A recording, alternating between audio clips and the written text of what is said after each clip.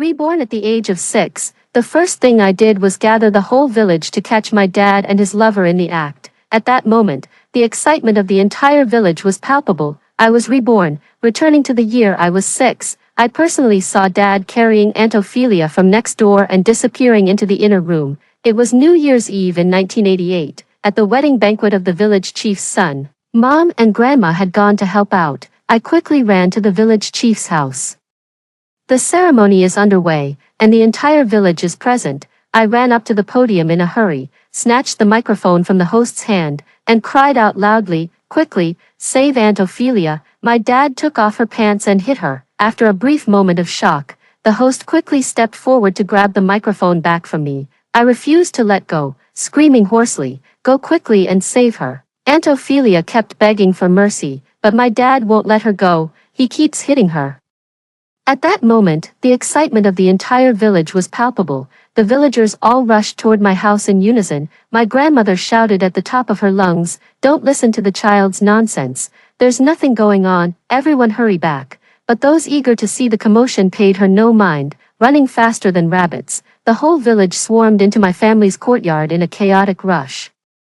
A few young bachelors from the village kicked open the inner room door of my house in just a few moves. When I squeezed in from under the adults' legs, I only saw my dad and Ophelia's pale bodies. My dad frantically pulled up his pants, and Ophelia snatched the quilt, wrapping it around herself in a disheveled manner. My mom pushed through the crowd, grabbed Ophelia by her hair, and dragged her into the yard. My mother was known far and wide as the most virtuous wife in the neighborhood. And in all the years since her marriage, she had never once raised her voice at anyone, but at this moment, she seemed to have gone mad, slapping Ophelia's fair face 8 times in a row until it swelled up. My dad, who usually doted on Ophelia, now cowered like a turtle, hiding in the inner room, afraid to come out. Ophelia's maiden home was right next to ours. Her mother, feeling sorry for her daughter, rushed over to stop my mother.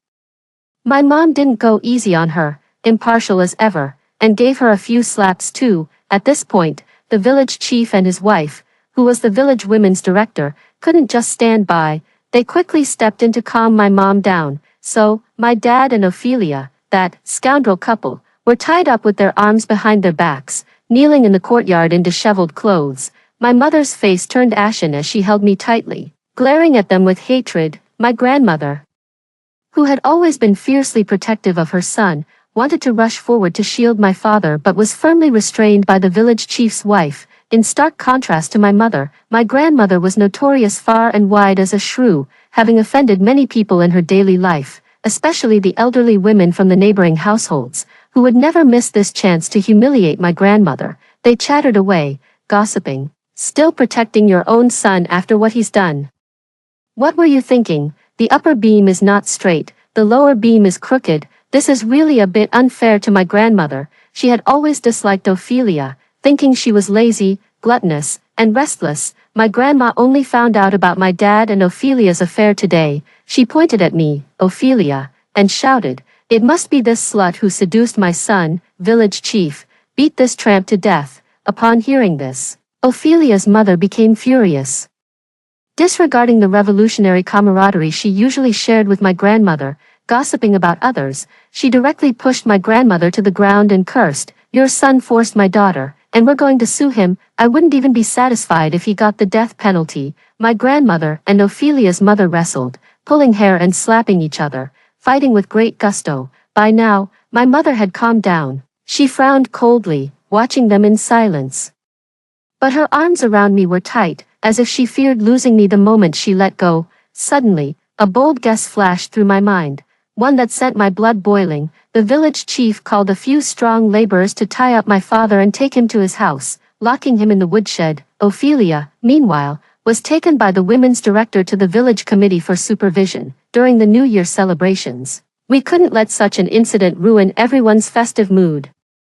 The onlookers reluctantly left, glancing back every few steps. This home will never know peace again from now on. That night, my mother held me in her arms, tears streaming down her face, unable to get enough of looking at me. After a long moment of contemplation, I finally spoke up, "Mom, do you remember the red butterfly garment factory in S City?" As soon as the words left my mouth, my mother's eyes widened in disbelief as she stared at me.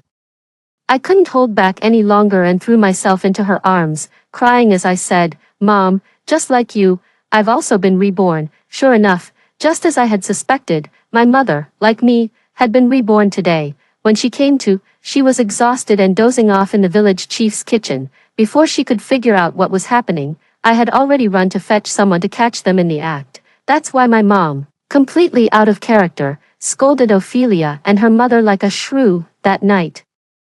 My mother and I went over the events of our past lives again. Finally, a series of plans were formulated. In summary, it's about settling scores and seeking revenge where it's due. On the morning of the first day of the Lunar New Year, my mom and I slept in luxuriously. In the past, it was always my mom who got up early to cook, clean the yard, and then respectfully invited Grandma out for breakfast. On the days when my mother went to work in town, my grandmother would make me, just 6 years old, cook porridge and steam buns. She herself would sleep until the sun was high in the sky, then wait to be served like an empress dowager. Such good days have vanished since yesterday. Sure enough, shortly after 7 in the morning, my grandmother started banging on my and my mother's door. Lazy woman, still not up to cook, trying to starve me to death.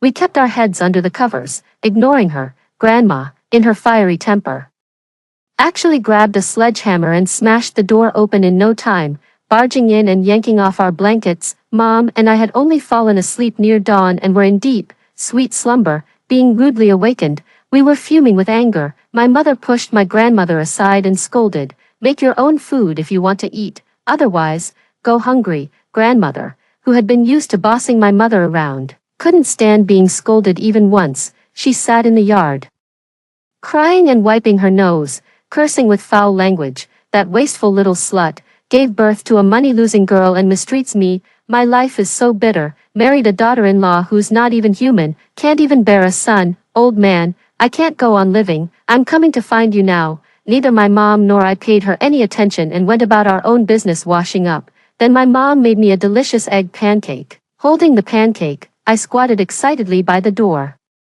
eating while calling the neighbors to come watch my grandma's solo tantrum performance. Furious and humiliated, my grandma rushed up to me and slapped the egg pancake out of my hand. "You worthless money loser, you jinx, got it, the stage is mine. Time for me to take the lead. Only magic can defeat magic." I gathered all my strength and knocked Grandma over with a headbutt, then burst into loud sobs. "I get up before dawn every day to cook, just because I didn't get up today.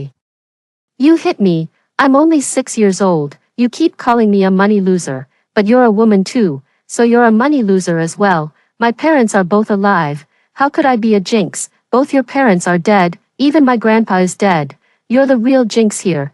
Hearing such words from a mere 6-year-old child was utterly shocking. The crowd around burst into laughter, clicking their tongues in admiration, praising my quick wit and calling me extraordinary.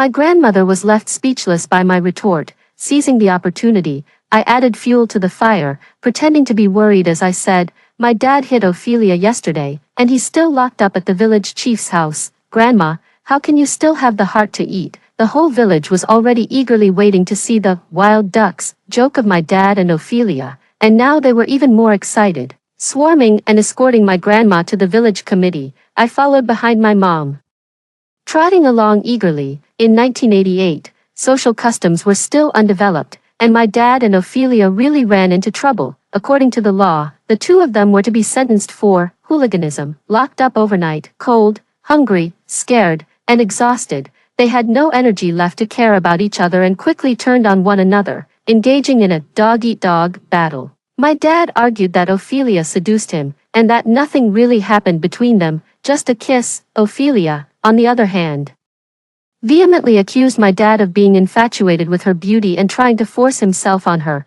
She, a weak woman, was powerless to resist and was a complete victim. I sneered inwardly. Ophelia and my dad were childhood sweethearts. They were originally planning to get married, but before the wedding, my grandma found an old fortune teller who said Ophelia would bring bad luck to her husband. My grandma adamantly refused to allow the marriage. Later, my dad married my mom, a girl from another village, and Ophelia also married far away to another village. At the end of last year, Ophelia's husband died, just as the fortune teller had predicted. Still young and unwilling to remain a widow, she returned to her parents' home and rekindled her old flame with my father. like dry wood meeting a blazing fire. Their affair was not the first time. My dad contracted a construction site, working as a small subcontractor.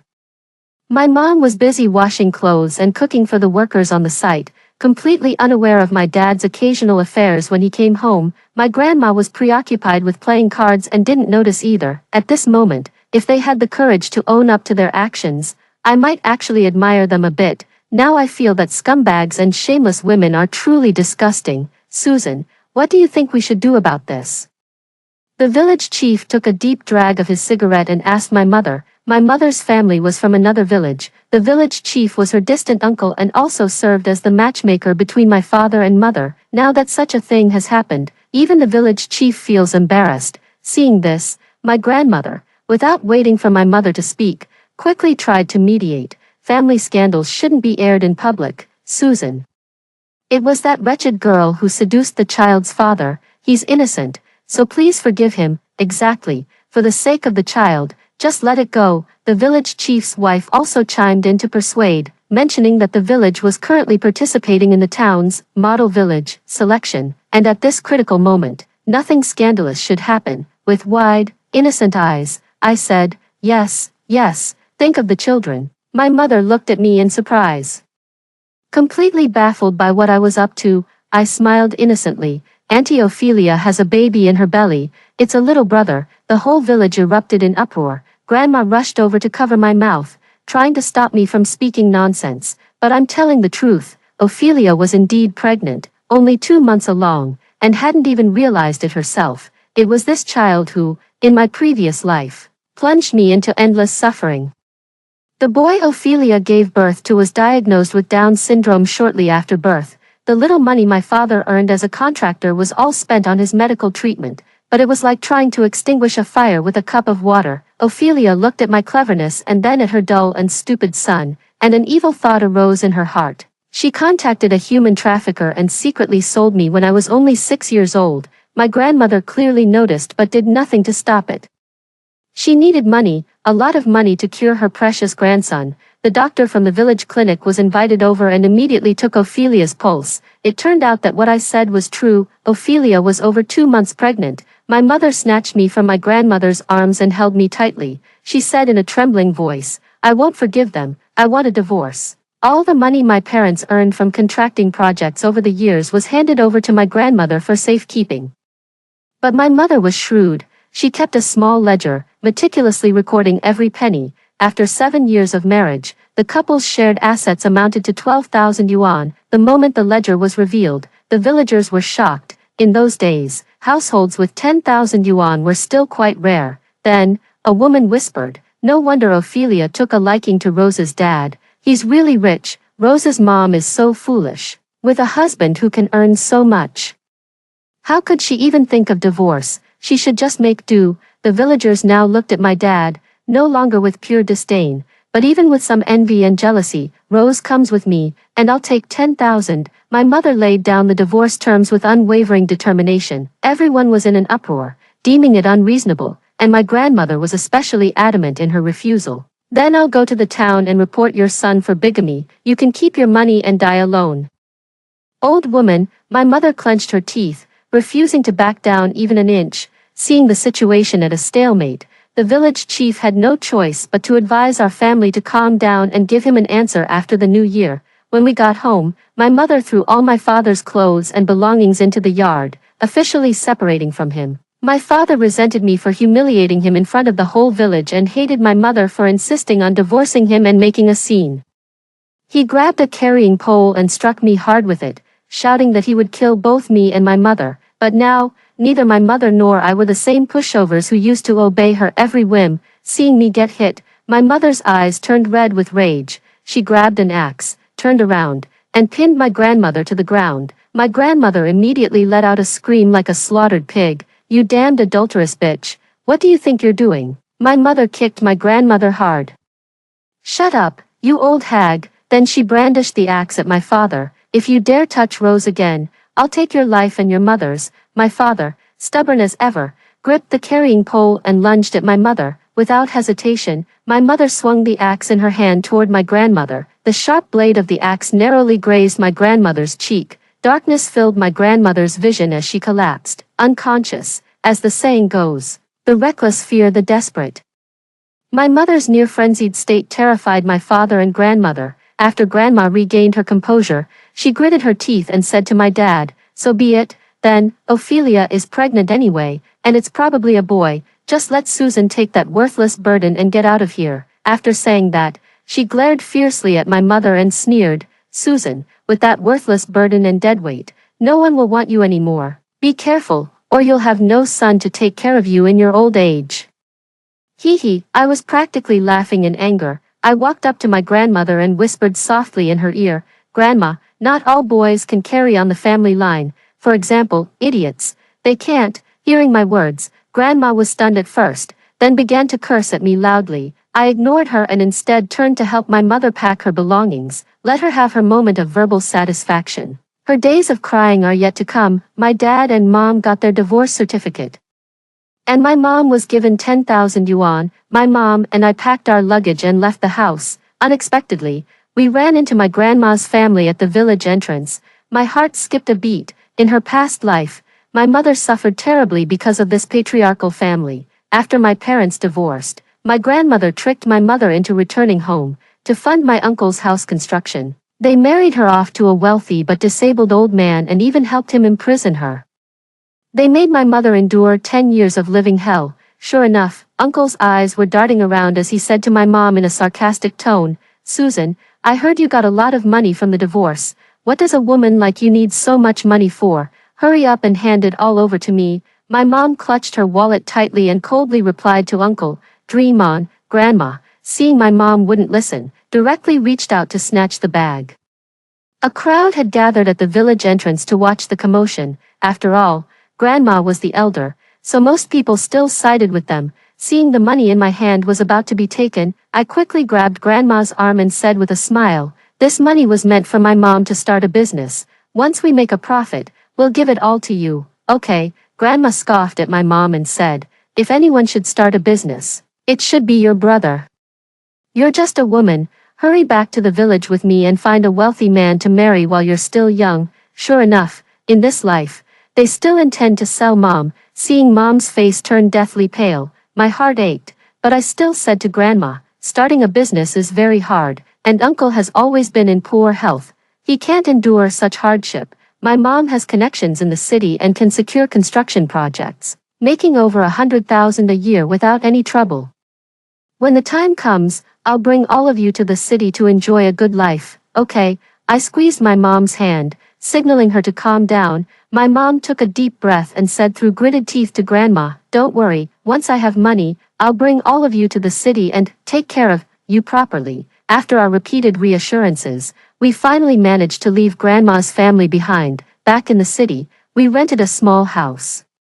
My mother had always been known for her diligence and warmth when working in the city, so, as soon as she returned this time, people actively sought her out for projects. My mom formed a construction crew. She specialized in snatching my dad's business, and she succeeded every time. My dad was so angry he gritted his teeth, but there was nothing he could do. A year later, the construction crew expanded and grew into a real estate company.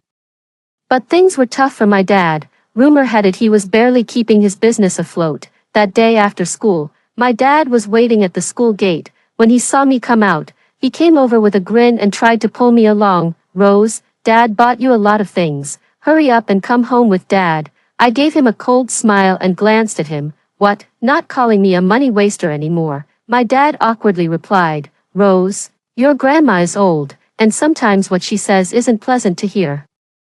Lately, we've been thinking about you and your mom a lot. We're still family after all. Help your dad persuade your mom to remarry me." It's strange, but after my dad and mom divorced, he didn't immediately marry Ophelia like in my previous life. Perhaps the scene of catching them in the act that I orchestrated created a rift between them. Although Ophelia and her family have been making a fuss, and she even gave birth to a son, my dad just kept refusing to marry her.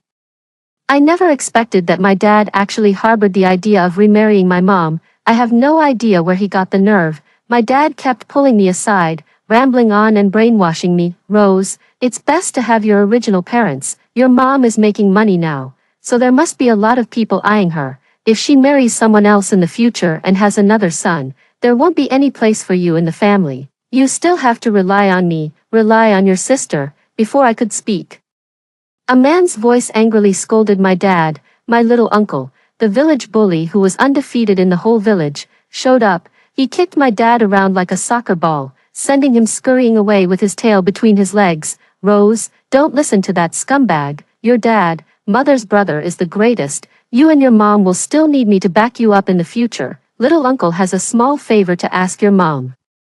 Can you put in a good word for me, in my mom's office?" Little uncle explained his small favor. He has a girlfriend and wants to get married. The other side is asking for a 30,000 yuan bride price. My mother agreed without hesitation, saying she would gather the money and give it to him in a few days. My little uncle left in high spirits. Over the past year or so, my mother has been giving quite a bit of financial support to her family.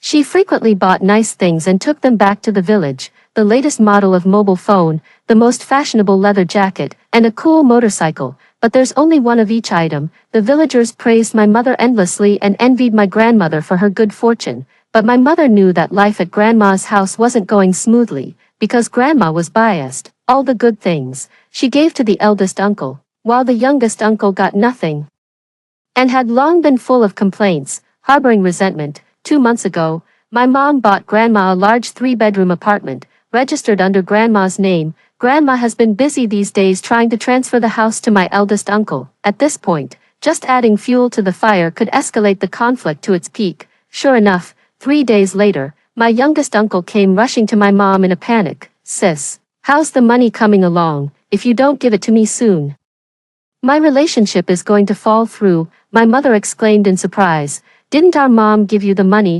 I gave her 100,000 yuan a long time ago. She said she'd give you 30,000 and use the remaining 70,000 to buy our brother a car." At this point, my mother paused, choked up for a moment, and said thoughtfully, "I've seen our brother's car, and it seems to be worth exactly 100,000. Could it be?" My uncle's face turned ashen, and without another word, he rushed out. In the evening, the police called my mother. I was shocked when my mom and I arrived at grandma's house. The floor was covered in blood. Grandma was slumped on the sofa, already unconscious. It turned out that after my youngest uncle came back in the afternoon, he had gone completely mad. He accused his grandmother of favoritism, saying all the good things were only given to his eldest uncle. Not only did he get no share of the house, but even the betrothal money meant for his wedding was used to buy a car for his eldest uncle. It is not the lack but the inequality that causes discontent.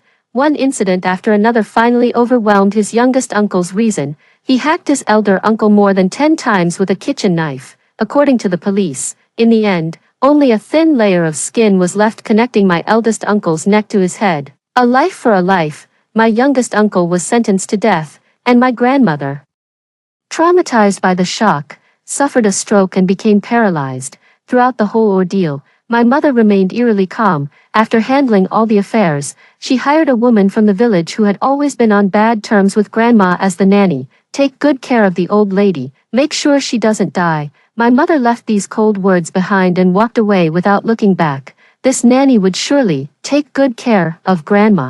In my past life, grandma helped that old man imprison my mother. My mother begged her, but she just said, "You have food and drink. What more could you want?" In this life, the house where her 2 sons killed each other became her prison, with food and drink, and a nanny who abused her day after day. She should be quite content, shouldn't she? What a perfect ending this is. When something happened at my grandmother's house, my dad got even more excited. He thought that without my mother's family, we mother and daughter would have to rely on him, so he kept harassing me all day, jumping around like a monkey. That day, my mom took me to a banquet hosted by the city's real estate companies. I was wearing a pretty little dress, eating my small cake sweetly and adorably, but I was almost knocked over by a woman. She rushed into the crowd in a hurry, grabbed a man, and said in panic, "Honey, our eldest child is seriously ill. It's very dangerous. The doctor has issued a critical condition notice." I took a closer look. What a coincidence. Familiar faces. Isn't that my dad and Ophelia? My dad's face darkened as he scolded in a low voice. "What kind of occasion is this for you to make a scene? Get out of here." After speaking, He dragged Ophelia out like a dead dog. Ophelia clung tightly to the table leg, accusing through snot and tears, "You heartless man, seeing our son is sick, you just want to abandon your wife and child. Good bosses, judge for yourselves, give justice to us mother and child."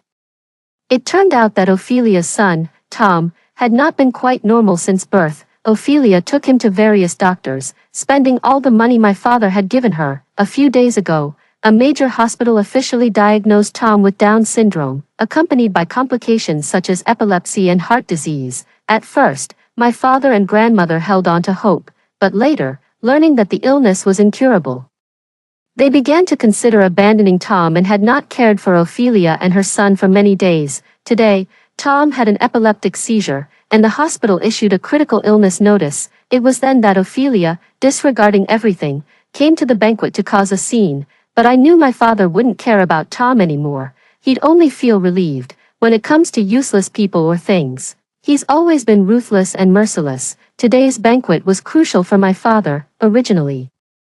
Thanks to his smooth talking, several bosses had considered collaborating with him, but now all those plans were ruined. My dad, furious, gave Ophelia a good slapping. A boss who had a feud with my father couldn't stand it anymore and sarcastically remarked, "Boss, after doing such a heartless and despicable thing that cuts off your descendants, aren't you afraid that no one will bury you when you die?" My father looked up and saw me at the front of the crowd, eagerly watching the commotion.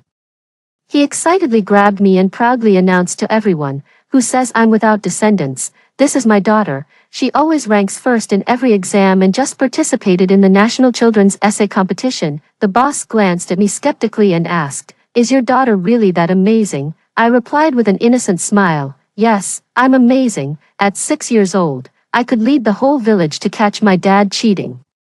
The banquet ended with my dad's utter embarrassment and Ophelia's ear-splitting cries. My father's face darkened as he asked me through gritted teeth, "Do you still consider me your father?" I shook my head with a cold laugh. "A year ago, when I caught you in the act, I already lost my father. 3 days later, on my way home from school, I was kidnapped. I was knocked unconscious by a drugged towel and loaded into a van. My head ached terribly, and in the endless darkness, I had a distant dream. In my previous life, after Ophelia's son was diagnosed, Grandma sighed all day long. That day, Ophelia brought back a very kind and generous woman, Lucy. She brought me lots of candies and snacks, even a new set of clothes. I smiled as I accepted the gifts and thanked her sweetly. Lucy stroked my little face and praised me with satisfaction, saying, "She's a smart and pretty child. Only smart and pretty girls can fetch a good price." Lucy, a nationally notorious human trafficker, specializes in abducting children. Grandma actually noticed, but with a complicated expression, she glanced at Tom, gritted her teeth, and retreated into her room without further inquiry. Lucy gave Ophelia 3,000 yuan, who then sold me to a couple in S City for 6,000 yuan. The couple needed a child bride to take care of their paralyzed son. In that household, I lived a life worse than death. I dropped out of middle school and went to work at the Red Butterfly Garment Factory, working 18 hours a day until I died from overwork on the assembly line. After my death, my mother, who had finally escaped from the countryside, learned of my passing. Heartbroken and hopeless, she drowned herself in the river. Yet my scumbag father and the family who bought me as a child bride profited from the tragedy, extorting a large sum of compensation from the Red Butterfly Garment Factory where I worked. Hell is empty, and the demons are all here, in this life.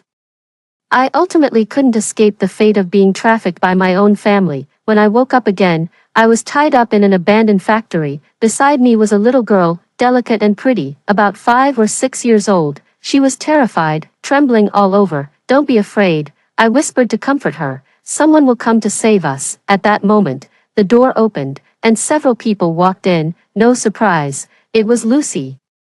Behind me followed 2 people I would never forget even if I turned to ashes, Bob and his wife, the couple who bought me in my previous life. Lucy pointed at me and said, "This one is clever and pretty, quite suitable to serve your son." But Daisy wasn't very satisfied. She remarked critically, "You're too old to be manageable." After saying that, she pointed at the little girl beside me and added, "Let's take this one instead. She's young, a few beatings will make her obedient." In my previous life, after being taken to Bob's house, I was first locked in a dark room and starved for 3 days, dying and then forced to eat dog food in a dog cage. In the days that followed, when Bob Daisy was happy, I got scolded. When they were unhappy, I got beaten. Their disabled son was even more of a pervert, who loved to poke me with toothpicks and burn me with cigarette butts. After being tormented for half a year, I completely surrendered, lost the ability to resist, and obediently became their family's beast of burden. I glared at Bob Daisy with bloodshot eyes, yet I was helpless, watching as they dragged the little girl away. Lucy and her accomplices got $8,000 and bought a pile of delicious food. His accomplice leered at me and asked Lucy with a smirk, "What should we do with this little girl?" Lucy said coldly, "Sell her abroad, get her on the boat tonight. A new club just opened there, specifically looking for young girls. I'm so excited."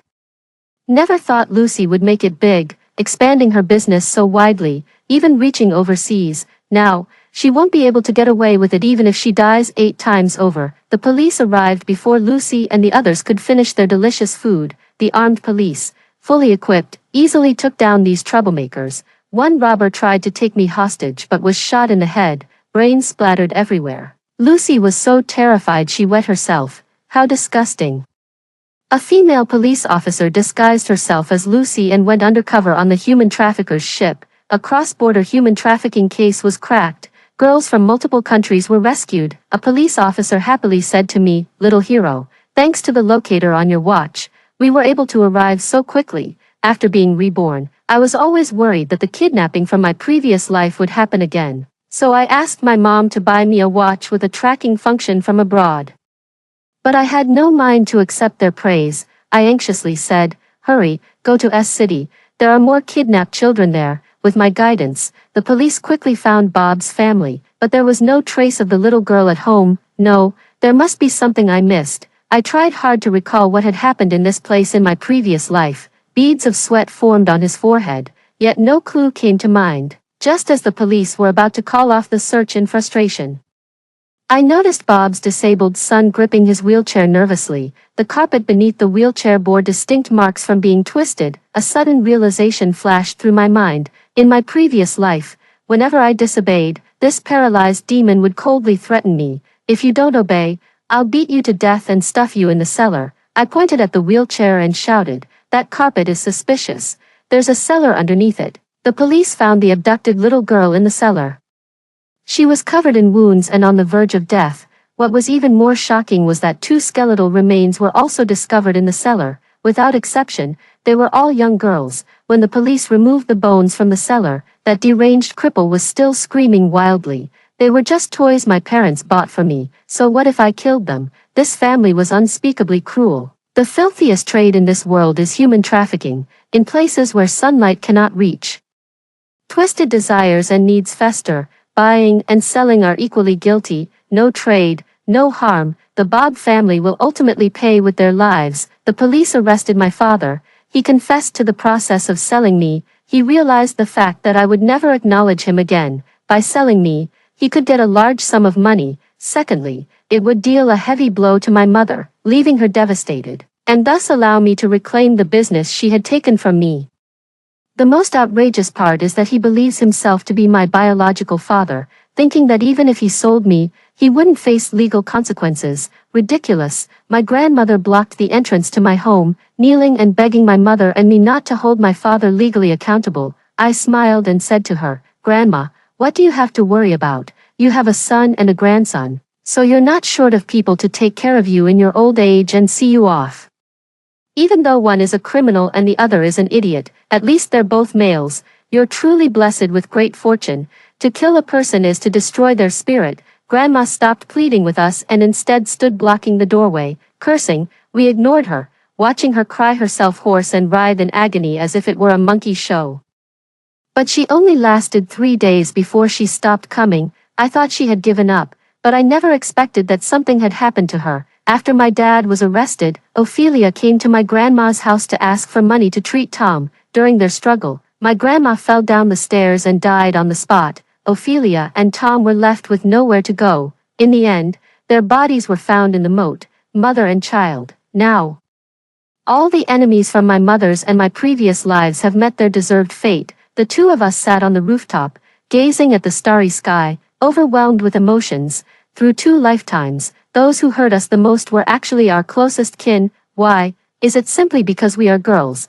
No matter how outstanding we are, in their eyes, we will be reduced to mere appendages and tools of men. What's even more tragic is that among those who harm us, there are many women. Whether it was my grandma and maternal grandma, who favored boys over girls, or Ophelia, who stole someone's husband, or Lucy, who trafficked people, worldly customs, desires, and money have blinded their eyes and extinguished their conscience. How fortunate my mother and I are to have the chance to be reborn in this life. Yet in this world, there are still so many girls who cannot escape the harm inflicted by their birth families. Rose, I want to establish a foundation, under the starry sky. My mother's eyes sparkled brightly. Help those girls who have been insulted, abandoned, and persecuted. I tightly held my mother's hand. Let's work together. The Rose Foundation was established. Pay high attention to the phenomena of trafficking women and forced marriages in impoverished mountainous areas. Rescue those girls who are in dire straits. Hope primary schools have also been established to support girls from families that favor sons over daughters. Provide them with education and purchase sanitary products for them. Establish vocational high schools to equip them with professional skills. Set up factories to provide job opportunities, enabling them to be self-reliant, free from exploitation and oppression. They will always have the courage and confidence to face life with a smile. The events of our past lives have long faded from memory for both my mother and me, and we've gradually let go. In this life, we finally became the vibrant, hope-bringing Rose we were meant to be. After hearing the first story above, what are your thoughts? Feel free to share your opinions in the comments section. Next, there is another similar story. Let's continue to see. My husband's first love moved into our house. I could suddenly hear my wicked mother-in-law's thoughts. What a piece of trash. Not even in the same league as my daughter-in-law. Let's see how I teach you a lesson. This good-for-nothing son. I'll kill you. I'll kill you. I looked at my mother-in-law, who was vigorously cutting meat, with a face full of questions. Where's the evil mother-in-law I was promised? Where's the epic battle we were supposed to have? The day Bella came over, my mother-in-law and I were fighting. Respect your elders and cherish the young. Didn't your parents teach you that? Let go of me. My mother-in-law was pulling my hair hard, spit flying everywhere, and one of her shoes had been kicked off. My hand was gripping her hair, refusing to let go. You let go first, then I will. We glared at each other, neither willing to release our grip. Just then, a sound came from the doorway, and then a pair of large hands pulled us apart. Wife, Mom, both of you calm down. As the old saying goes, the mother-in-law and daughter-in-law relationship is the most difficult to resolve in the world. Ever since I married into this family, my mother-in-law has always disliked me, finding fault with every aspect of my life. With my fiery temper, I didn't put up with her and directly got into a physical altercation with her. My mother-in-law was in my husband's arms, her eyes bloodshot, and she looked like she was about to rush over and hit me, but the next second, she froze in place, staring blankly at the door. I followed her gaze and saw a girl with long, flowing hair standing outside the door, looking a little awkward. Frank, seeing that the atmosphere was off, quickly pulled her inside. Wife, this is Bella, the one I told you about. I pursed my lips and looked at Bella. I was all too familiar with that face. Not only had he mentioned her, but she was even in the photo frame in my husband's study. My mother-in-law frowned slightly and slowly walked to stand beside me, her expression a little displeased. Bella quickly nodded at me, following her husband's lead. Hello, sister-in-law. I've heard so much about you, Auntie. It's been so many years, and you're still so beautiful. At this moment, my mother-in-law's hair was disheveled. She could hardly be described as beautiful, but she still smiled politely, then turned to look at her husband. What is she doing here? My husband cautiously glanced at me, speaking a little hesitantly. Bella's business failed, and she has no one here, so I thought I'd let her stay with us for a while. Wife, Mom, look at this. I didn't say anything, just glanced at Frank expressionlessly, then turned and left. My mother-in-law's hand, hanging by her side, moved as if to pull me back, but in the end, she looked at Bella. Just when I thought she was going to quickly welcome the person in, I heard her let out a cold snort. Humph. Her expression was disdainful, even somewhat sarcastic. At the same time, I actually heard her inner voice. She's already married and still shamelessly comes to stay. I understand what that little girl is thinking. I looked at my mother-in-law, who was standing at the door, with some disbelief. Finding it hard to believe, then I saw my mother-in-law quickly walk into her room, not even sparing them a glance.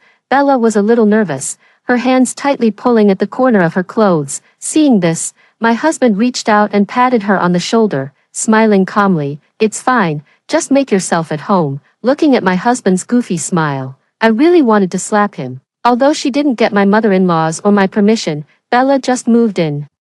Thinking about how difficult it must be for a young girl to be out on her own, I just treated her like she wasn't even there, but I didn't expect her to be such a handful. Before dinner, my husband usually works in his study for a while. Bella seemed to notice this and walked towards the study with a fruit platter. I sat on the sofa, watching her actions with a cold eye, my face darkening. Just then, mother-in-law walked out of the kitchen and headed straight for Bella. "Miss Bella, what are you going to do?" Although she had a kind smile on her face, I accurately heard her inner thoughts. "No way, no way. She's already trying to steal a man on the very first day. Shameless, this evil woman." Bella was a little flustered by her mother-in-law's question. She stammered for a long time before finally blurting out a sentence.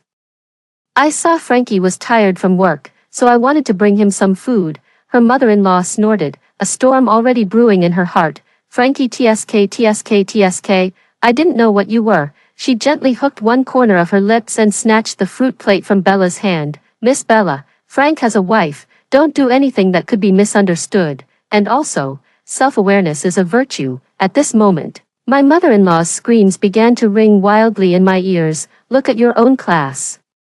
How dare you steal my daughter-in-law?" Bella was a little embarrassed by these words, her big eyes filled with tears. I don't know if the sound was a bit loud, but my husband directly opened the door. This was the scene that met my eyes. He frowned, hid Bella behind him, and looked at his mother-in-law with some displeasure. "Mom, how can you bully people like this?" My husband's indignant look gave me a misconception. It turned out he was also so passionate. My marriage to Frank was something I fought for. I pursued him for 5 years before he finally noticed me. In the first few years of our marriage, he was very despondent, always shedding tears over a photo frame in his study. He never allowed me into his study, as if guarding a secret. While he wasn't paying attention, I secretly snuck in and took a look. It was a photo of a girl, with long flowing hair. Leaning against his shoulder, seeing the blissful look on his face, I shed tears. No wonder he always looked so indifferent towards me. It turns out he had given all his affection to someone else. Back then, my mother-in-law always found me an eyesore. She'd speak to me in a sarcastic, passive-aggressive way, never wanting to see me rest for a moment. But I had never seen my husband defend me once. Yet now, he stood in front of Bella, shielding her from the storm, watching him protect Bella. I curled my lips into a smile, then stood up and walked towards them. "Frank. So you're not dead after all." Frank looked at me with some confusion, hiding Bella behind him as if I were some kind of monster. My mother-in-law turned to look at me, a hint of worry in her eyes, her mind also a bit muddled. Is this foolish son really mine? Why isn't he comforting his wife? Seeing Bella's timid appearance, I sighed. "Miss Bella, I know everything you're trying to do. We're all women, and there's no need for you to use your manipulative tactics against me.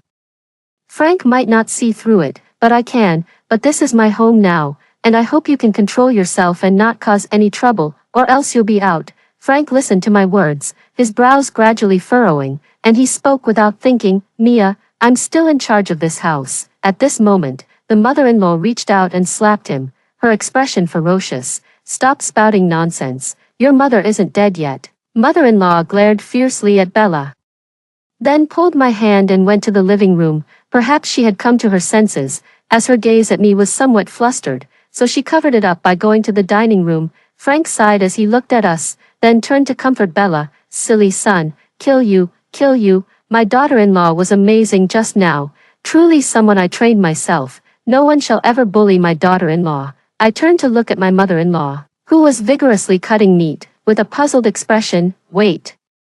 What happened to the evil mother-in-law I was promised? Weren't we supposed to have a big showdown?" Listening to my mother-in-law's incessant muttering, I almost burst out laughing. Then I got up to help in the kitchen, and we both froze in place. She held a knife, looking at me defensively, her body pressed against the edge of the table. "What are you going to do?" Her heart was pounding, and I could hear it clearly. "Are they going to do it now?" It has nothing to do with me. Every wrong has its perpetrator, every debt its owner. Go kill my son instead. I looked at the gleaming knife and, trembling, reached out to take it down. I'm cooking for you, you women are really, I didn't say the rest, but I believe she understood, a real tigress. My daughter-in-law says I'm a tigress. My mother-in-law stood up in surprise and started to get busy, but her mind kept dwelling on this question. After the meal was ready, I got up to leave. Winking at my mother-in-law before I went, not a tigress. My mother-in-law didn't react for a moment, and it was a long time before her internal monologue began. There must be a ghost. How did she know? At the dinner table, Bella looked at my mother-in-law and me timidly, not daring to reach for any food. Frank noticed this and reached out to pick up a piece of sweet and sour pork ribs, placing it in Bella's bowl. Quickly, take some food, you love this dish the most. My face instantly darkened, because sweet and sour pork ribs had always been my favorite dish. Mother-in-law gritted her teeth, glaring at her son, then stood up and placed an entire plate of sweet and sour pork ribs right next to me. Daughter-in-law, eat quickly, so others don't eat at all. She looked at Frank with a look of bitter disappointment, her anger about to boil over. What is this? This is what I made for my daughter-in-law. Don't even say you're my son. Even an animal wouldn't do this. Frank was a bit stunned by this, then angrily threw down his chopsticks, stood up, and roared at us. What do you mean by this? If you don't like Bella, you can tell me. Why bully her like this? Come at me with whatever you have. Bella reached out and tugged at his sleeve, her eyes red. I looked up at them, gently putting down my rice bowl. Frank, do you know what dishes I like to eat? Frank seemed not to have expected my question and froze. He stammered, unable to utter a single word, looking somewhat at a loss. I used to think you were just foolish, always unable to escape Bella's shadow, but now it seems I was wrong. Have you always liked her? Frank suddenly looked up at me, denying it directly. No. When Bella heard this, the light in her eyes instantly extinguished, replaced by a somewhat fierce look at me. I snorted coldly, crossing my arms over my chest. Frank, let's get a divorce. My mother-in-law's eyes widened as she looked at me, and the fingers resting on her lap curled a few times. No, don't divorce. I want my daughter-in-law. The only solution now is to keep the daughter-in-law and let go of the son. Frank shook his head repeatedly and immediately knelt beside me. Wife, don't divorce me. I was wrong. Please, just forgive me this one time. I'll never dare to do it again. Looking at his face full of fake sincerity, I reached out and patted his cheek. Frank, a wise man knows when to submit. Don't forget what you owe me. Frank owes me more than just 5 years of humble love. He owes me 57 million. No one knows about this, only Frank and I. Even my mother-in-law used to think I was a country girl who had latched onto their family, but she never knew I was the owner of 5 mountains. I gave the money to Frank back then so he could start a company. Otherwise, how would he be enjoying his current success? My mother-in-law looked at me with some confusion, her mind in turmoil. Is there something I don't know about? Frank's eyes flickered when he heard what I said, and he nodded slightly. I understand. Then, he turned and entered the study, not even sparing Bella a glance. That evening, when I went to the living room to get some water, I was surprised to see Bella sitting alone on the sofa. As I walked past her, she directly called out to me, I underestimated you, Mia.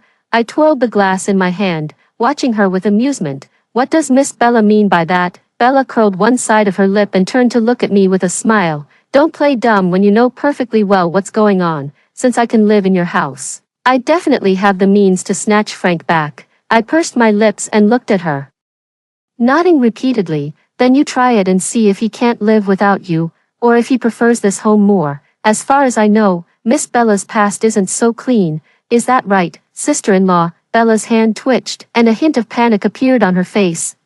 What did you say? I gently placed the water glass in my hand on the table and looked up, pondering for a moment. Well, isn't this what you always wanted? Which is more enjoyable, being my brother's mistress or going to jail? Bella's eyes flickered slightly, and she stammered, unable to speak. Actually, I recognized Bella the moment she walked in. She used to be one of the women my brother kept. It was originally a business deal, but this woman was not content and actually started interfering with our family business. She really thought of herself as the mistress of the Wang family. When my brother found out, Bella was trading with a foreign company, and the content was the company's trade secrets. That leak directly led to my parents' car accident, and they died of their injuries. My brother directly sent Bella to the police station, and she was only released a few days ago. The day she was arrested, she glared at us hatefully, her face full of malice. I will definitely make you pay. Unexpectedly, she came to me first. Seeing her hesitant expression, I curved my lips. What do you mean business failure? He just got out of there. Only Frank can be fooled by you. You'd better be sensible. Then I stretched and walked straight into the bedroom. After only a couple of steps, I saw my mother-in-law's door open a crack. A jumbled sound rang in my ears. Isn't this treating my son like a fool? I must kick this woman out. Such filth cannot stay. Listening to my mother-in-law's inner monologue, I suddenly became interested. I wanted to see how my mother-in-law would kick her out. But what I didn't expect was that before my mother-in-law could make a move, I witnessed the steamy scene of Frank and Bella getting intimate late at night. In the middle of the night, I was awakened by a rustling sound. I felt Frank stealthily getting out of bed beside me, not daring to make a sound. I kept my eyes tightly shut, trying to calm my breathing. He slowly brought his head close to my ear and whispered, "Mia." Seeing that I still didn't react, he left the room with relief. As soon as he stepped out, I followed right behind him, watching him enter Bella's room. I stood outside the door, peeking through the crack of the not quite closed door. Two naked bodies were already intertwined, breathing heavily. "Frankie, when are you going to divorce that woman?" Bella's face was flushed, and her voice was a little unsteady. I gritted my teeth, feeling a surge of anger at the seductive scene, and was about to rush in. The next second, a large hand grabbed my arm. I turned to look, and my mother-in-law shook her head at me, her eyes full of calm. Just then, Frank also spoke. "Once I transfer all her and the Wang family's money, I'll take you and Mom and leave. Now, half of the companies under her name are mine. Are you still worried about money?" It suddenly occurred to me that my subordinates hadn't reported to me for a long time these past few days. Every time I asked, they said they had already reported to Frank. I used to trust him unconditionally, but I never expected him to be secretly playing tricks. At this moment, my mother-in-law's face was calm, but her tightly clenched hands betrayed her mental state. Frank must have lost his mind. How could he even look at such filth? My poor daughter-in-law, I will definitely get justice for you. The next second, she tightly pulled my hand and led me into her bedroom. Thinking about what Frank and Bella had just said, I was trembling with anger. My words were sharp. "Why are you pulling me? Are you afraid I'll go in and tear your son apart?" My mother-in-law reached out and patted me, sighing, "I know you're very angry right now, but don't act impulsively. I'll help you." If I hadn't been able to hear her thoughts, I would have truly believed she was trying to trick me. I looked at my mother-in-law with a mix of doubt and belief. "Why are you helping me? Don't you hate me?" My mother-in-law's gaze flickered away, and it was a long time before she spoke. "I didn't like you before, but as we spent more time together, our squabbles became quite interesting. All right, I admit you're a good daughter-in-law, and I like you very much now. I know that with what happened to Frank, you definitely won't stay with him in the future, but as an elder, I hope you can be happy, even if it's out of my love for you. I will help you get this revenge. Don't dirty your hands." Looking at her sincere expression, I remained silent, because at the same time, her psychological activity was also unusually frequent. What a good girl. I wish she were my daughter. I pursed my lips and said nothing, just reached out and pulled her into my arms. "Mom." My mother-in-law's hands trembled as she hugged me, her internal screams almost lifting the top of my skull. "Tomorrow, you'll accompany me to Frank's company." I heard from the people below that Bella was directly promoted to CEO's secretary. My mother-in-law's voice was calm, her eyes gleaming with shrewdness. I nodded gently. After marrying Frank, he had always prevented me from getting involved in company matters, instead handing over a large portion of control to my mother-in-law. So, I, the CEO's wife, haven't shown my face in a long time. My mother-in-law is completely different at the company than she is at home. She's a total powerhouse. Her secretary told me that my mother-in-law has managed most of the company's business perfectly over the past 2 years, whereas Frank, my mother-in-law, wearing sunglasses, stood in the company lobby, exuding a powerful aura. The secretary, also good at reading people, responded with a smile. "Good morning, Madam and Mrs. Frank is on the top floor, with Miss Bella. Humph, little one, your grandma is here." The mother-in-law adjusted the bag on her arm, and the next second, took off her sunglasses. "Everyone must be tired from work. Let's go." Follow me to see dear President James." The people under her exchanged glances, and a few quick-witted ones already understood what she meant, following us one after another. When a large group of people marched to the CEO's office, the sounds of laughter emanating from within silenced everyone. My mother-in-law reached down, tugged at her skirt slightly, and kicked the door open. A loud bang made both people in the office tremble. Bella was seen with a bare shoulder, her large eyes covered with a blindfold, laughing charmingly. "Frankie, why are you making such a loud noise? You're scaring me." Everyone's inner monologue. Can't look, can't look." Frank's pants had fallen to the ground, leaving him in only his underwear. He saw the group of people outside the door, so nervous that sweat dripped down his face. The next second, I wanted to quickly hide Bella behind me. But my mother-in-law slapped me directly. "How did I give birth to such a cheap thing like you? You dare to show off any embroidery needle? Aren't you ashamed? Go over there and stay with your Bella. Don't ruin the integrity of the picture." Then she clapped her hands at Bella.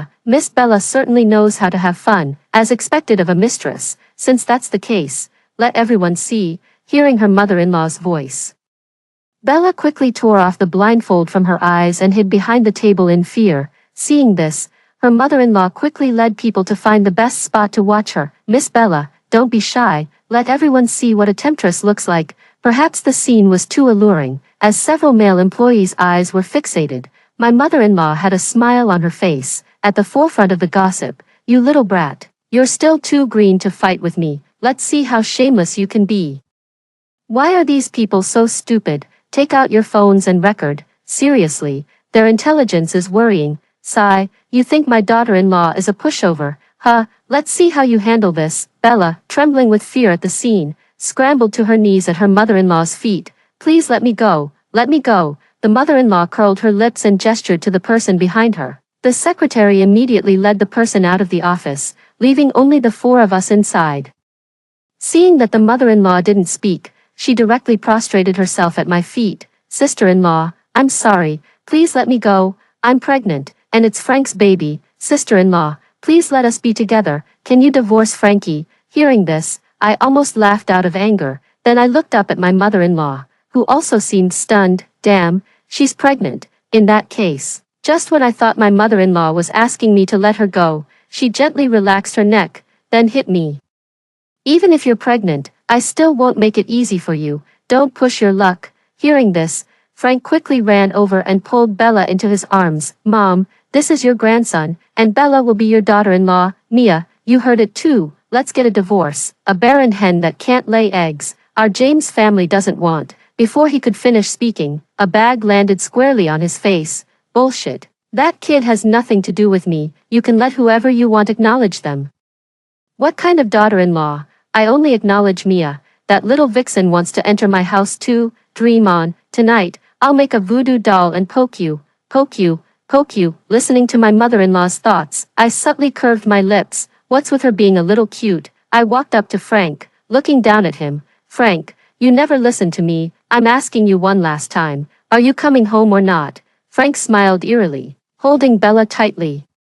"Do you think this will make me change my mind? Heh, then let's see who gets unlucky first." I clapped my hands, satisfied. "Remember to pay me back the 57 million, and by the way, Bella, good plan, but you're too brainless. You don't even know who holds the financial power in this family." Bella was a little stunned by my words, staring blankly at me. "What do you mean by that? This company all belongs to Frank. He said that as soon as I give birth to a child, he'll immediately give the company to me." I sneered, not engaging with her. It's me. My daughter-in-law mentioned me." The mother-in-law held a few pieces of paper in her hand and slapped them on the faces of the perfect couple.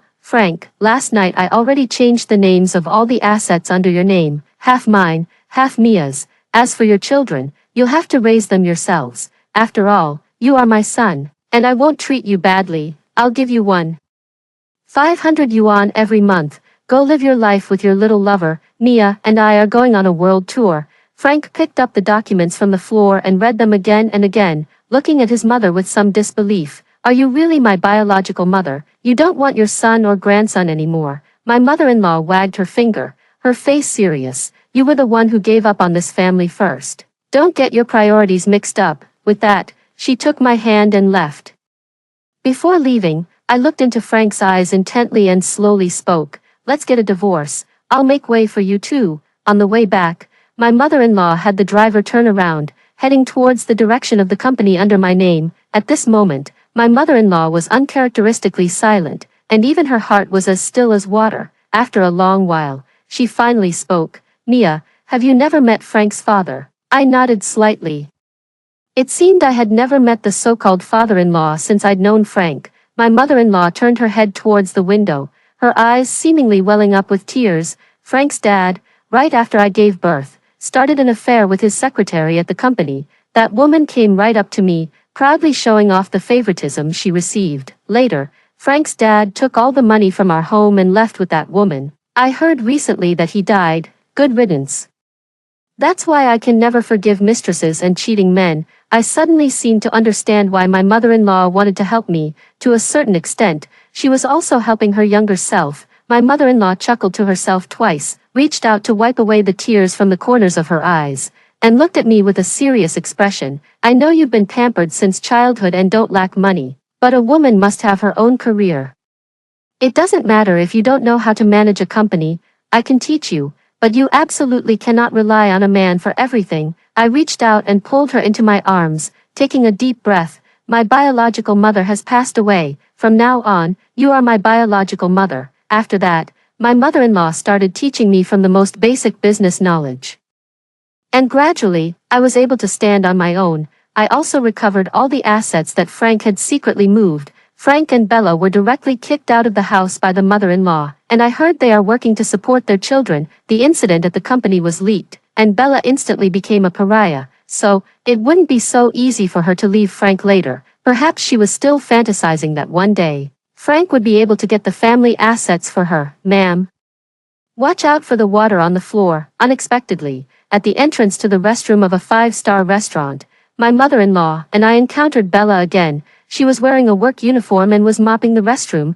We turned to look at her, and she happened to cast her gaze our way as well. How unlucky. My mother-in-law's face instantly darkened, her heart filled with immense frustration. Oh, isn't this the CEO's wife who's been cuckolded? As she spoke, only one side of her mouth curled up, making her seem ill-intentioned. Who are you talking about? Who are you talking about? Your mouth stinks. Did you eat poop just now? My mother-in-law was about to start scolding, but I quickly pulled her back and gave her a reassuring look. I crossed my arms over my chest and smiled at Bella. Oh, isn't this the upwardly mobile sister who's so poor she's cleaning toilets? You're right, but I only lost a man while you're here cleaning toilets.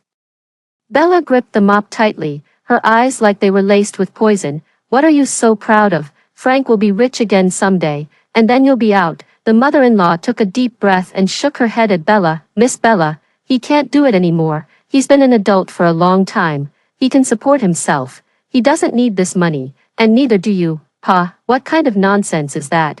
Still thinking about money? Seeing Bella's face turn ashen with anger, my mother-in-law and I exchanged a smile, linked arms, and left. Not long after, Frank actually showed up at the door with Bella and the child. The moment I opened the door, I was a little stunned. The family of three looked quite complete, all neatly dressed. If it weren't for their faded clothes, I would have truly believed they were very happy. What are you looking at? Hurry up and move. Bella's posture, holding her son, was extremely arrogant, as if this were her own home. The mother-in-law came at the sound, but her face darkened the next second. How did you get here? Why is my good mood so easily ruined? Frank handed over the nutritional supplements he was holding, his face full of flattery. Mom, I brought your grandson to see you. My mother-in-law didn't say anything. She just turned and left. Since the person was already at the door, I still moved aside to make way. Seeing this, Bella swayed contentedly, then hugged the child and moved closer to her mother-in-law. Mom, look at your grandson. Isn't he adorable? Huh? What? She called me mom. Calling everyone mom will only hurt you. The mother-in-law raised her hand to block her body, which was trying to get closer to her, and moved her butt twice to the side. Don't shout randomly. I'm not your mother. Bella's face was a little awkward. Then she turned to wink at Frank. Mom, look, this is your own grandson, all right?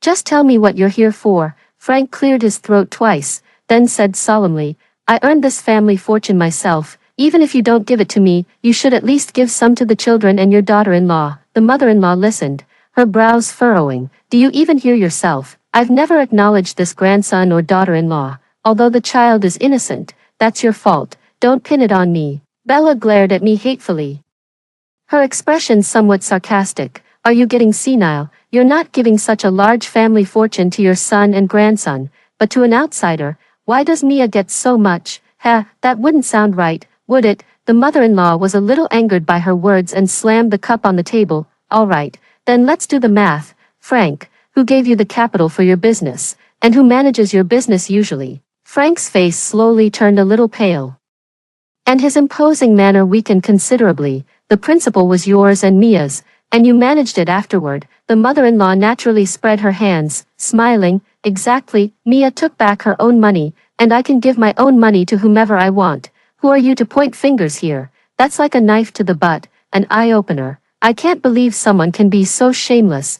Bella, too, became hesitant for a moment, and it took her a long time to speak. So, you mean we get nothing? If you do something wrong, shouldn't you be punished? The mother-in-law's expression was serious, and her aura became somewhat imposing. Frank, I must have been blind for 8 lifetimes to come back to you. Seeing that she couldn't win the argument, Bella directly threw the child into Frank's arms and ran out. Frank was also too embarrassed to stay any longer and prepared to leave with the child in his arms. The next second, my mother-in-law called out to me, "Take the things you bought with you. We don't lack them, nor do we want them." After that, they never came back, and through the efforts of my mother-in-law and me, our company has become the leading enterprise in the country, with business booming. Although Frank and I are divorced, I've been living with my mother-in-law. She's also been constantly looking for new partners for me. Mia, let's meet. When I received Frank's call, I had just met with someone for a blind date. Unlike his former glamorous self, Frank was now dressed in rags, emitting a foul odor, and running a small food stall on the street. I sat on a small stool in front of the stall, watching him yell at a bare-chested Bella, "Can't you stop worrying me?" Then he walked towards me, somewhat embarrassed, his large hands covered in cracks. "Mia, long time no see." I hadn't seen him since the divorce, so I gave a slight nod. "What happened to Bella?" "She went crazy." Frank sat stiffly in front of me, his expression dim. "Ever since I was kicked out, she's been complaining that I don't have money. Our life together is already a problem, let alone raising a child. When the baby was just born, she would curse at home every day, complaining that I was useless. One time, when she was bathing the baby in a basin, someone called her to play mahjong, and she forgot about the baby. The child drowned. Then she tried to run off with another man, but was scammed out of her virtue and money, and just went crazy." I listened without speaking, only able to think that karma is a bitch. "So what did you call me here for today?" Frank nervously rubbed his hands after hearing this, then cautiously looked up at me. "I still love you, Mia. Can we?" I frowned, looking at his pathetic appearance, and suddenly felt like laughing. "Frank, look at yourself now, old and ugly. What makes you think I would accept you? Cheating once wasn't enough, so you want to do it again. You are truly insatiable. Do you think you should be with whoever you love?" Frank was so stunned by my words that he couldn't utter a single one, just lowered his head and silently rubbed his hands. I took a deep breath and stood up, preparing to leave. "Frank, since you chose her back then, you have to accept whatever the consequences are. Don't contact me again." Thanks to my mother-in-law's persistent efforts, I finally found a man I clicked with. On the day of the wedding, my mother-in-law attended as my mother. While I was getting my makeup done, my mother-in-law looked at me with a smile in her eyes, holding my hand and caressing it repeatedly. "When I got married, I was as beautiful as you are now." My mom cried like a baby back then, and I couldn't understand it. Now I do, listening to her every word of advice.